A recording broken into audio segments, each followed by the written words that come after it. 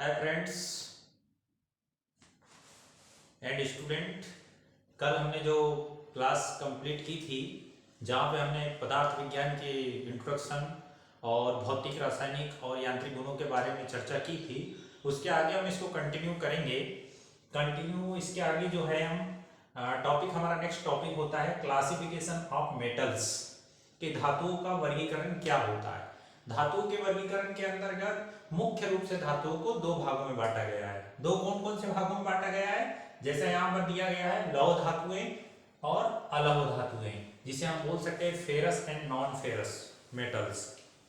लौह धातुएं और अलौह धातुएं ये क्या होती है, इनके बारे में हम इनको कम शब्दों में समझने की कोशिश करते हैं। लौह धातुएं में होती है, लौह मतलब जिसके अंदर मुख्य अंश लोहा होता है, मुख्य अंश लोहा होता है, और जो सप्लीमेंट्री मेटल्स है, अन्य भाग अन्य धातुएं होती है, कोई भी धातुएं हम इसमें मिक्स कर सकते हैं। और अलौह धातुएं वो क्या हो सकती है? वे धातुएं जिसमें नगण्य मात्रा में, न के बराबर नगण्य मात्रा में लोहा होता है और मुख्य अंश स्वयं धातु का भाग होता है। जैसे कॉपर है, कॉपर अगर हम लेते हैं तो कॉपर के अंदर लोहा न के मात्रा, नगण्य से यहाँ तात्पर्य 0% में कुछ भी होगा, 0.1 0.2% में हम इसमें लोहा मिलाएंगे। और मुख्य अंश जैसे कॉपर है तो कॉपर एक थोड़ी नरम धातु होती है, तो इसे कठोर बनाने के लिए हम इसमें इस्पात मिलाते हैं, घिसने से बचाने के लिए। अनेक यांत्रिक गुणों में, जैसे हमने कल पढ़ा था कि भौतिक गुणों में परिवर्तन करके धातु को औद्योगिक रूप में या हमारे दैनिक जीवन में विभिन्न प्रकार के मशीनिंग के कार्यों में उपयोग करने के लिए हम उसमें भौतिक गुणों में क्या करते हैं? परिवर्तन करते हैं। तो उसमें क्या करते हैं? कॉपर चूंकि एक नरम धातु है, तो इस नरम धातु के अंदर हम लोहे की मात्रा मिला करके उसके कुछ गुणों को परिवर्तन करके हम उपयोग के अनुसार उसको बनाते हैं। तो अलौह धातुओं और लौह धातुओं के बीच में अगर हम परिभाषा के आधार पर वर्गीकरण करें तो लौह धातुएं क्या होती है? जिनका मुख्य अंश लोहा होता है और अन्य भाग अन्य धातुएं हम उसमें मिलाते हैं। जैसे कि लौह धातुएं भंगुर भी होती है, भंगुरता कम करने के लिए हम इसमें कुछ मात्रा अन्य धातुओं की मिलाते हैं, जो आगे हम इसको विस्तार से पढ़ेंगे। उसके बाद अलौह धातुएं क्या होती है? जिसमें नगण्य मात्रा में लोहा हो और मुख्य रूप से स्वयं धातु का, जिस धातु है उसका मुख्य भाग होता है, उसे हम अलौह धातुएं कहते हैं, नॉन फेरस मेटल कहते हैं। अगर हम इनका वर्गीकरण करें, मुख्य मुख्य पॉइंटों को अगर समझने जाएं, तो सबसे पहले हम ये देखें कि जो लौह धातुएं और अलौह धातु के बीच में वर्गीकरण क्या होता है। लौह धातुएं और अलौह धातुओं को टेबल फॉर्म में अगर हम इनका वर्गीकरण करें तो मुख्य रूप से इनका वर्गीकरण की क्या क्या बिंदु हमारे सामने स्पष्ट होते हैं। सबसे पहले अगर हमारा जो पॉइंट बन के आता है, वो सबसे मुख्य पॉइंट आपका जो होता है, लौह धातुएं संक्षारित होती है। लौह धातुओं में क्या होता है? संक्षारण होता है। लौह धातु संक्षारण से मतलब क्या होता है? क्षय होता है, जंग लगता है, नुकसान होता है लौह धातुओं में। जबकि अलौह धातुएं हो गई, उन अलौह धातुओं में संक्षारण नहीं होता या संक्षारण रोधी बोलते हैं। अब इसे समझने के लिए वापस हम यहीं पर चले, लौह धातु और अलौह धातुओं में हम इनके एग्जांपल देखते हैं। लौह धातुएं कौन सी हो गई? लौह धातुओं के अंदर जब हम चलेंगे तो लौह धातुएं वे धातुएं हो गई जिसमें मुख्य अंश लोहा है। तो मुख्य अंश लोहा कौन कौन सी हो गई? कच्चा लोहा, पिटवा लोहा, ढलवा लोहा और इस्पात। ये हो गए हमारे एग्जाम्पल किस चीज के? लौह धातु के एग्जाम्पल हो गए। इसी के साथ हम चले अलौह धातु की तरफ। तो अलौह धातु किसको किसको बोल सकते हैं? कॉपर, जिसको हम बोलते हैं तांबा बोलचाल की भाषा में। दूसरा हो गया एल्यूमिनियम, टंगस्टन, जस्ता, जिंक, टीन, जिसे हम रांगा भी बोलते हैं, ये हमारे अलौह धातुओं के एग्जाम्पल हो गए। अब इसके आधार पर हम इसका वर्गीकरण हमारे लिए और भी सरल हो जाएगा। क्या होगा, अब हमारे दिमाग में ये बात आ रही होगी, हमें याद आ रही होगी कि हमारे चारों तरफ हम जब धातुओं को देखते हैं, हमारे घरों में जो बर्तन हैं वो कुछ बर्तन लोहे के भी हैं, कुछ बर्तन हमारे कॉपर के हैं, एल्यूमिनियम के हैं, तो हम हमारे चारों तरफ इस बात को महसूस करते हैं कि जो लोहा है इसमें जंग, जो लोहे की वस्तु हमारे चारों ओर देखते हैं उस पर जंग जल्दी लगते हुए दिखती है, जबकि कॉपर अन्य धातुओं के साथ ऐसा नहीं होता है। उसके बाद दूसरा मुख्य गुण क्या होता है, जो लौह धातुएं होती है, लौह धातुओं में गलनांक अधिक होता है, लौह धातुओं में गलनांक अधिक होता है, जबकि अलौह धातुओं में गलनांक अपेक्षाकृत से तात्पर्य है कि जो लौह धातुओं का गलनांक होता है उससे कम ही होता है, अपेक्षाकृत कम होता है। अर्थात अब हमने कल पढ़ा था गलनांक क्या होता है, गलनांक की डिफिनेशन ये बनती है कि जब किसी धातु को हम ठोस रूप से द्रव रूप में परिवर्तित करते हैं तो उसे बोला जाता है गलनांक। जैसे फॉर एग्जांपल मैंने आपको कल बोला था कि जो हमारा पिटवा लोहा है उसका जो गलनांक है वह 1555 डिग्री सेंटीग्रेड और कॉपर का 1083 डिग्री सेंटीग्रेड गलनांक, मतलब इस तापक्रम पर ये धातुएं ठोस रूप से द्रव रूप में परिवर्तित होती है। आगे इस पर विस्तार से चर्चा करेंगे कि धातु को क्यों गलाया जाता है। उसके बाद आता है तीसरा पॉइंट, मुख्य इंपॉर्टेंट। अभी तक हमने दो मुख्य पॉइंट पढ़े, तीसरा इंपॉर्टेंट पॉइंट ये होता है कि इनका रंग। लौह धातु की पहचान करने के लिए हमें ज्यादा उसको समझने की जरूरत नहीं है। लौह धातुएं मुख्य रूप से काला रंग होता है, काले रंग की पाई जाती है, जबकि जो अलौह धातुएं इनका अपना स्वयं का रंग होता है। जैसे तांबा का लाल रंग हो गया, चांदी का सफेद हो गया, एल्यूमिनियम का भी सफेद हो गया, तो ये सभी अपने अपने रंग के आधार पर प्राप्त होती है, जबकि लौह धातुएं मुख्य रूप से काला रंग होता है। चौथा पॉइंट अब जब हम चले तो मोस्ट इंपॉर्टेंट पॉइंट हमारे लिए आता है चुंबकीय गुण। चुंबकीय गुण लौह धातुएं जो होती है, लौह धातुओं में चुंबकीय गुण अधिक होता है, जबकि अलौह धातुएं जो होती है इसमें चुंबकीय गुण नहीं होता है या न के बराबर होता है, चुंबकीय गुण नहीं होता है। तो जो नगण्य है उसको हम नहीं में ही गिनती करते हैं। तो चुंबकीय गुण हो गया। पांचवा पॉइंट मोस्ट इंपोर्टेंट, पांचवा पॉइंट भी हमारे लिए ये है कि जो लौह धातुएं होती है वो ठंडी अवस्था में भंगुर होती है। कौन सी अवस्था में भंगुर होती है?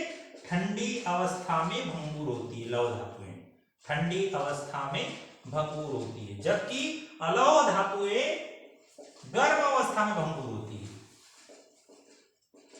गर्म अवस्था में भंगुर होती है। ये हमारा पांचवा पॉइंट है। ये मुख्य पॉइंट हमने यहां पर पढ़े हैं। उसके बाद सामर्थ्य और कठोरता की बात करें, एक सप्लीमेंट्री पॉइंट ले लेते, छठा पॉइंट।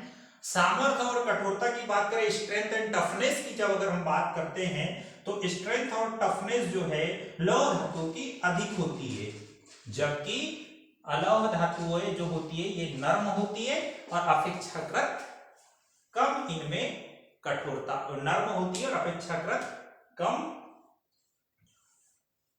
स्ट्रेंथ होती है इनकी। तो ये हमने लौह धातु और अलौह धातु के पीछे में वर्गीकरण, एक बार फिर से हम इनके बीच के अंतर को रिव्यू कर लेते हैं, समझ लेते हैं, क्योंकि इसको रिव्यू करने पर हम इसमें मुख्य रूप से इनके अंतर क्या है, मोस्ट इंपॉर्टेंट है ये एग्जाम की दृष्टि से भी और स्टडी के हिसाब से भी। लौह धातु और अलौह धातु को जल्दी हम इनको एक बार फिर से रिव्यू कर लेते हैं। जो पहला पॉइंट हमने देखा, लौह धातुएं संक्षारण होता है लौह धातुओं में, अर्थात लौह धातुओं में जंग लगता है, अलौह धातुओं में जंग नहीं लगता, लगता है न की मात्रा में, नगण्य अवस्था में। दूसरा पॉइंट होता है गलनांक। गलनांक की बात करें तो गलनांक अधिक होता है किसका, लौह धातुओं का, और अलौह धातुओं का गलनांक अपेक्षाकृत कम होता है। तीसरा पॉइंट हमारा चले, रंग के आधार पर वर्गीकरण करें। लौह धातु रंग के आधार पर इनका मुख्य रूप से रंग काला रंग होता है पहचानने के लिए, और जो अलौह धातुएं होती है उनका अपना अपना स्वयं का एक रंग होता है। चौथा पॉइंट चले, चुंबकीय गुण। लौह धातुओं में चुंबकीय गुण अधिक होता है। हम पहले भी पढ़ चुके हैं पिछली क्लासों में कि लौह धातु चुंबक को अपनी ओर आकर्षित करती है। प्रायोगिक रूप में व्यवहारिक जीवन में भी हमने इसको देखा हुआ है, और अलौह धातुओं में चुंबकीय का गुण नहीं होता है। उसके बाद हमारा पांचवा पॉइंट चले, भंगुरता के ऊपर। तो भंगुरता के आधार पर अगर हम लौह धातुओं का वर्गीकरण करें तो ठंडी अवस्था में लौह धातुएं भंगुर होती है और गर्म अवस्था में अलौह धातुएं भंगुर होती है। भंगुर क्या होता है ये भी मैंने कल आपको बताया था। भंगुरता का वह गुण होता है कि धातु पर हम आघात करें या उसको ऊपर से किसी ऊंचाई से नीचे टफ प्लेस पे छोड़ें तो टुकड़े टुकड़े में विभाजित हो जाते हैं, उसे हम भंगुरता का गुण कहते हैं। और छठा पॉइंट जो हमने लिया था वो होता है टफनेस और स्ट्रेंथ के आधार पर, सामर्थ्य और कठोरता के आधार पर। सामर्थ्य और कठोरता के आधार पर जो लौह धातुएं होती है, इनका सामर्थ्य और कठोरता अधिक होती है और अलौह धातु की कम होती है। इसलिए हमारे दैनिक जीवन में हमने देखा होगा कि जो बड़े बड़े रेलवे की पटरीज हैं या जो मशीन के बेस है, हेवी मशीन के बेस है, या जितनी भी चीजें भार वाली चीजें हैं, क्रेन मशीन का हुक है, ये बड़ी बड़ी मशीनों की बॉडी है, ये सभी हम किससे बनाते हैं, लौह धातु से बनाते हैं। इसका रीजन ये है कि ये टफनेस और स्ट्रेंथ इनकी ज्यादा होती है, किसकी अपेक्षा, अलौह धातु की अपेक्षा। ऐसा नहीं है कि अलौह धातुओं में टफनेस स्ट्रेंथ नहीं है, पर लौह धातु की अपेक्षा में कम है। तो ये हमने इनके बीच में वर्गीकरण पढ़ा। अब अगला हमारा, मुझे उम्मीद है कि आप लोगों को समझ में आ गया होगा। अगर नहीं आपको इस पॉइंट में अगर कुछ चीजें समझ में नहीं आती तो आप मुझे ग्रुप में शेयर कर सकते हैं। इसके बाद हम पढ़ते हैं लौह अयस्क के बारे में कि मुख्य रूप से हम इन धातुओं को, लौह धातु और अलौह धातुओं को कहां से प्राप्त करते हैं। लौह धातु डायरेक्ट हमें सीधे तौर पर खुदाई से नहीं मिलती है, ये अयस्क के रूप में खानों से हमें खनिज के रूप में प्राप्त होती है।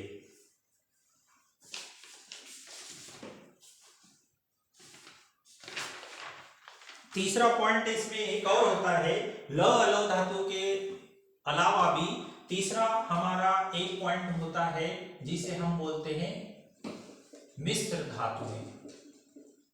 मिश्र धातुएं जिसे हम बोलते हैं अलॉय, अलॉय मेटल्स जो मिश्र धातुएं होती है। मिश्र धातु के डेफिनेशन की ओर चलें तो दो या दो से अधिक एलिमेंट्स, एलिमेंट मतलब तत्व। अब यहां पर एक नई चीज हमारे सामने आ गई। एलिमेंट तत्व क्यों बोला, जरूरी नहीं हमारे दिमाग में मिश्र धातु बोला तो एक ही ख्याल आता है, एक ही पॉइंट आता है कि दो धातुओं को मिला दिया मिश्र धातु हो गई। नहीं, ये भ्रांति है। हम दो धातुओं को, दो या दो से अधिक एलिमेंट तत्व बोला, और तत्व के अंतर दो चीजें आ सकती है, वो धात्विक भी हो सकते हैं और गैर धात्विक भी हो सकते हैं। धात्विक और गैर धात्विक दोनों हो सकते हैं, अर्थात धातुएं भी हो सकती है और अधातु भी हो सकती है। मतलब जो धातु मुख्य होती है, मुख्य भाग जो होता है उसे हम आधार धातु बोलते हैं, आधार धातु। और जो सहयोगी होती है, ऑक्सिलरी होती है, सहयोगी जो होती है उसे हम सहयोगी धातु बोलते हैं। वो धातु भी हो सकती है और अधातु भी हो सकती है। अगर हम इसका एग्जाम्पल देखें कि मिश्र धातु का एग्जाम्पल क्या है, तो हम वही एग्जाम्पल लेंगे जिसे हमने देखा है, उपयोग किया है। सबसे पहला आता है पीतल और दूसरा आता है कांसा। ये धातुएं हमने देखी है। पीतल जो होती है, पीतल में दो धातुएं होती है। दो धातुएं कौन कौन सी होती है, एक हम मिलाते हैं कापर और दूसरा होता है जिंक, अर्थात Cu plus Zn, Cu plus Zn। 85% copper और 15% जिंक मिला करके हम पीतल को बनाते हैं। इसकी मात्रा कम ज्यादा करके हम पीतल भी कई प्रकार का बनाते हैं, जिसका जैसे आधार पर उपयोग करता है उस हिसाब से। बात आती है कांसा की। कांसा में हम 2 या 2 से अधिक, यहाँ पर तो हमने सिर्फ 2 धातुओं को मिश्र करके और पीतल बना लिया, जबकि कांसा की अगर हम बात करें तो कांसा में 3 धातुएं मिलती है, कॉपर, जिंक और टीन। 3 धातुएं मिला करके हम इसको बनाते हैं, जैसे Cu + Zn + Tn। इन धातुओं को मिला करके हम क्या करते हैं, कांसा निर्मित करते हैं। तो ये हो गई मिश्र धातुएं। तीनों धातुएं हम तीनों प्रकार में हमने यहाँ पर समझा। उसके बाद हम आते हैं अगले पॉइंट की ओर कि लौह धातुएं हम कैसे प्राप्त करते हैं। लौह धातुओं प्राप्त करने के लिए, चूंकि धातुएं हमें सीधे तौर पर खानों से प्राप्त नहीं होती है, ये एक खनिज के रूप में या अयस्क के रूप में हमें प्राप्त होती है, उसके बारे में हम यहाँ पर अब चर्चा करेंगे। कितना हो गया?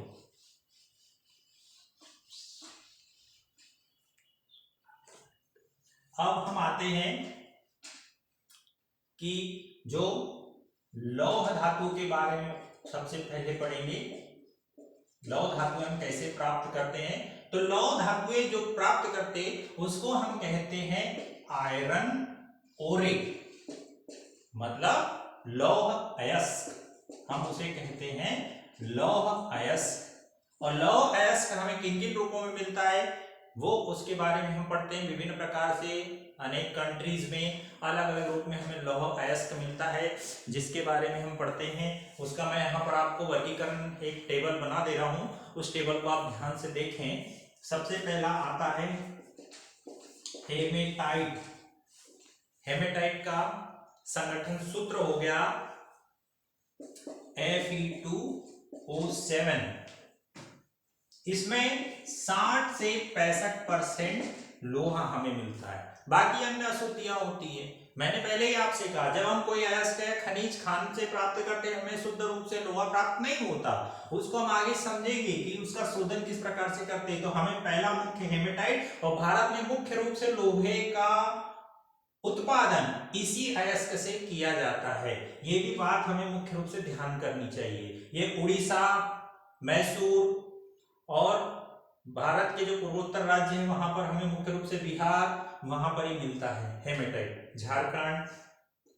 दूसरा हमारा होता है, उसके अलावा भारत के अलावा ये अमेरिका और कनाडा में भी मिलता है। दूसरा हमारा पॉइंट हो गया, दूसरा हमारा अयस्क हो गया, सॉरी, मैग्नेटाइट। मैग्नेटाइट, मैग्नेटाइट का फार्मूला हो गया Fe2O4। Fe2O4 इसमें हमें मिलता है 70 से 73% लोहा। अब मैग्नेटाइट के बारे में देखें तो हमें इसमें, जब इसको शुरू से पढ़ें तो मैग्नेट वर्ड इसमें हमें निकल कर बाहर आ रहा है। मैग्नेट है तो वास्तव में इसके अंदर कौन से गुण होंगे, चुंबकीय गुण होंगे। तो चुंबकीय गुण होंगे तो चुंबक का गुण क्या होता है, आकर्षण का गुण होता है। तो आकर्षण का गुण आता है तो ये क्या करेगा, अशुद्धियों को अपने साथ खींच कर रखेगा। तो खींच कर रखने पर क्या होगा, जब अशुद्धियों को अयस्क से हम अलग नहीं कर पाएंगे तो लोहा प्राप्त कर पाएंगे क्या, नहीं कर पाएंगे। इसलिए इसके शोधन में, इससे लोहा प्राप्त करने में अधिक कठिनाई होती है बाकी अयस्कों की अपेक्षा, क्योंकि इसमें चुंबकीय गुण होता है। तीसरा पॉइंट, तीसरा अयस्क जो हमारा आता है वो होता है लिमोनाइट। लिमोनाइट हो गया, लिमोनाइट के अंदर 60% लोहा और 14% पानी होता है।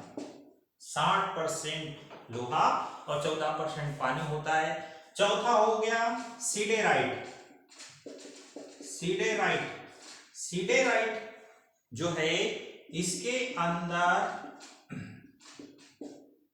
सीडेराइट में हम 40 से 43% लोहा प्राप्त करते हैं। ये इंग्लैंड और ऑस्ट्रेलिया कंट्री में मिलता है। जर्मनी में मिलता है, भारत में नहीं मिलता है। और पांचवा हमारा हो गया पाइराइट्स। पाइराइट्स जो हो गया, पाइराइट्स हमें FeS2। अब यहां पर हमें दिख रहा है H2, मतलब इसके अंदर, इस अयस्क के अंदर क्या मिक्स होता है, गंधक मिक्स होती है। और गंधक होने के कारण इससे प्राप्त लोहे को ये क्या बढ़ाता है, भंगुरता बढ़ाता है। क्या बढ़ाता है, भंगुरता बढ़ाता है। इसलिए गंधक को जलाई जाती है। अलग करने के लिए हम क्या करते हैं, इस अयस्क, पाइराइट अयस्क को जलाते हैं और जला करके हम इससे गंधक को अलग करते हैं। तो ये पांचों प्रकार के हमने लौह अयस्क प्राप्त किए हैं। क्या कौन कौन से, हेमेटाइट, मैग्नेटाइट, लिमोनाइट, सिडेराइट और पाइराइट्स। नेक्स्ट क्लास में हम आगे इनकी शोधन भट्टियों के बारे में, किस प्रकार से लौह अयस्कों का शोधन किया करते हैं, उन सारी चीजों के बारे में पढ़ेंगे। धन्यवाद, थैंक यू।